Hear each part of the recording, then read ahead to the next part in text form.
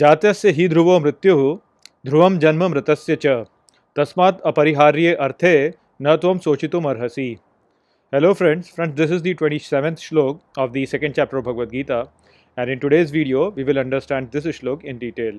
So let's first go over its meaning. So the shlok says Jatasya hi dhruvo mrityuh, which means the one who is born is sure to die.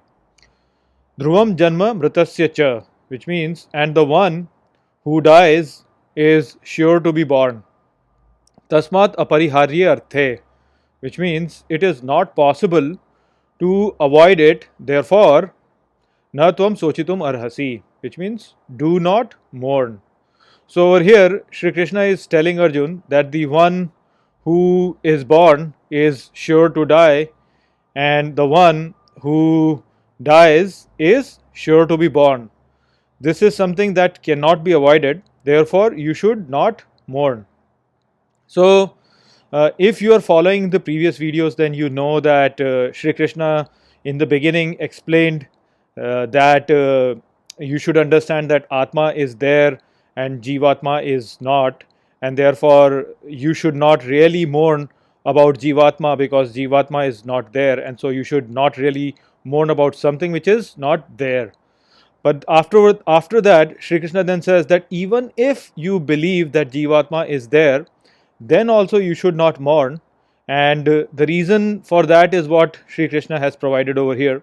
So the logic that he has used over here is the cyclical universe logic, where in the Indian tradition we believe in the cyclical universe. We say that this universe actually progresses in a cycle where A goes to B and then B goes to A, and this cycle keeps on going till eternity. It has been going on since eternity, and then it will keep on going till eternity.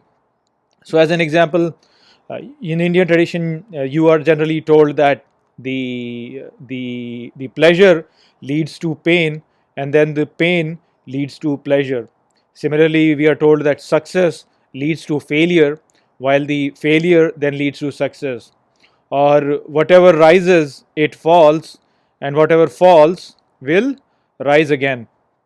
So that is the idea that Shri Krishna is using over here, and he is saying that everything that begins will have an end, and everything which has an end will have an beginning. So when someone is born, then its end will be the death of that thing.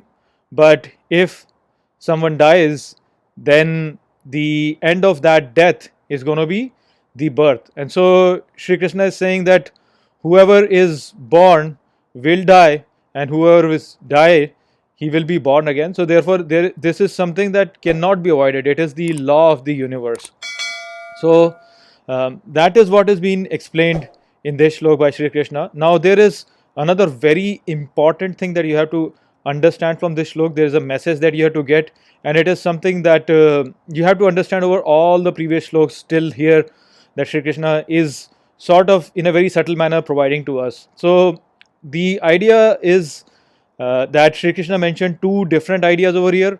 In the beginning he said that Atma is there and Jivatma is not, but then he said that even if you believe that Jivatma is there, then also this is the case. So what's happening over here is that in Gita we are being told two different levels of truth, and this is something which is the characteristic of Hindu tradition, that there is no absolute truth that anybody can reach to. I mean, absolute truth is infinite, and we as finite beings do not have the capacity to really get to the absolute truth, because it's just beyond our reach. And so we understand truth in different levels, and those different levels are all to be respected is what we get over here. So as an example, you can see the difference between relativistic mechanics and Newtonian mechanics.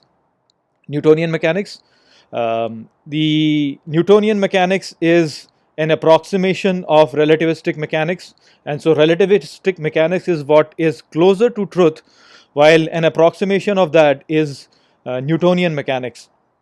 However, in our practical day-to-day life, we use Newtonian mechanics quite a lot because it's just easier to use. The formulas that are used are much easier.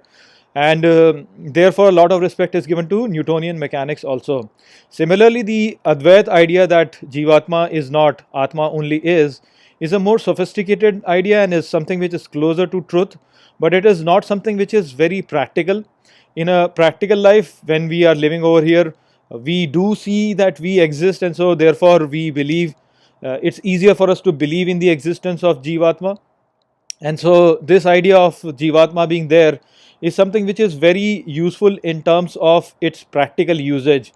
And so that is why this message has also been provided in Bhagavad Gita, where Sri Krishna is saying that even if you believe in the existence of Jivatma, still you do not have to worry about it. So what you have to understand is that the higher truth is the approximate, the lower truth is the approximation of the higher truth, and the lower truth is still useful for us in terms of dealing with the life itself. I mean, look at it in from a different point of view also. So, for example, it has been said that Jivatma is just an illusion. So, think of looking at the ocean, looking at the sky. You can see that the sky is blue, and it appears to us that the sky is a roof over the earth, and so one might think that the roof is always there. But now we all know that the sky appearing blue is just an illusion. In reality, it is just scattered light. And so when we look at the sky, we know that the sky is not really there, it's just scattered light, but the sky can still be seen. So that's the case with Jivatma and Atma also, that we know that Jivatma is just an illusion. Actually, there is only Atma, but the Jivatma still appears to us. We can still look at it.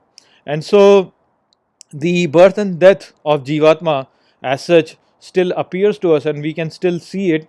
And to a certain extent, the one who is not aware of the complete truth can still see that birth and death of Jivatma. It's only the one who completely understands the situation really sees that actually there is no birth and death, because it's only Atma which is there. All this birth and death that you're seeing over here, it's just like a movie that you see projected on a screen. So these are very deep ideas that you have to understand to really develop the right perspective towards life. So I hope that I have explained this shlok well to you. With that, I'll close this video. I'll see you all in the next video. Take care.